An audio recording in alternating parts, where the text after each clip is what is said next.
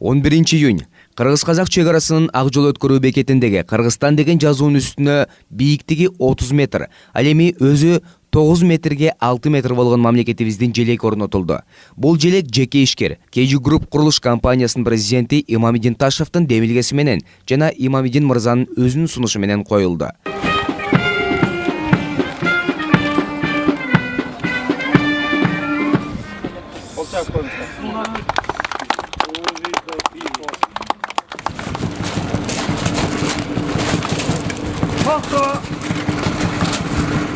Hurmatly konoktор, Kırgız Respublikasının simbolikası болгон туусунун көтөрүү салтанаты менен ачык деп жарыялайбыз.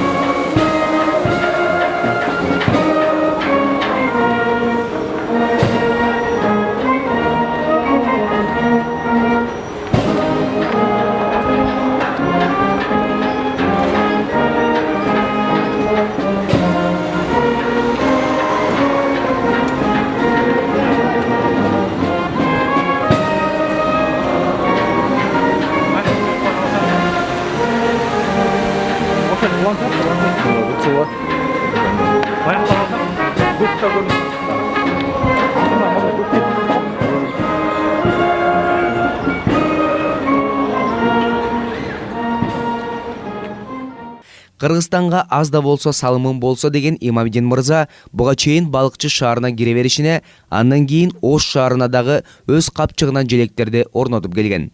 Кыргыздын желегин көтөргөнүм, кыргыздын рухун, духун көтөргөнүм, аз да болсо өлкөм үчүн кызмат кылып калсам деген ишкер мырза бул желек аз акчага жазалбаганын, анан да өлкөм үчүн кошкон салымым болуп жаткандыктан суммасын айтпай эле койгонум туура деп кошумчалап кетти. Жети облуска кыргыздын желегин желбиретсек, ошол кыргызга күч, дем, дух берсек деген максатта ушундай бир иш-чарага 3 жыл алдын ниет кылган болчок. Ошол ниет менен ушул адаттагы салтка айланган ушул чүй бооруга кыргыздын желегин желбиретүү. Ошол менен эле бирге өткөндө биз көргөндөй өткөрмө бекетинде, өткөрмө пунктунда өткөрмө будкаларынын жоктугунан же болбосо аздыгынан элдерде тыгын пайда болгон болчу. Ошол эки иш-чараны бир белгилеп, ошол Кыргызстандын желегин желбиретүү иш-чарасына мүкө болуп отурасыздар. Желектин ачылуу аземине бир топ жогорку жактагы кызматкерлер чакырылган, бирок аларды көрө алганыбыз жок. Алар гана эмес, райондун акими да келип койбогону, алардын өзүнүн өлкөсүнүн желегине кылган мамилеси суз экенин, желектин ачылышына деп эмес, балким тояшка чакырса келет беле деген үмүттө калдык. Негизи мындай демөөрчүлөр тараптан жасалган акцияларга бийлик өкүлдөрү катышып койгону жакшы да. Бул деген ошол демөөрчүлөргө дем болот. Аларга дагы алдыдагы аткарыла турган иштерге дагы бир топ алардын мындай көз карашы башкача болуп калат эле да. Тилекке каршы жогорку кеңеште мен жалгыз келдим. Анан өкмөттүн өкүлчүлүгүнөн да көрбөдүм, же областтын, же райондон келди дагы. Эгер ошолордон келип катышканда бул жигиттерге дагы бир топ дем болот эле. Иштерине дагы аябай мындай жакшы бир салым болот эле да. Желекти ачуу аземи жогорку деңгээлде уюштурулуп, аскерлердин парады менен коштолду. Желек гана орнотпостон, Кыргызстан тарапка өтө берген жерге кошумча чек арадан өткөн адамдарды тейлөөгө 2 кабинка курулуп берилди.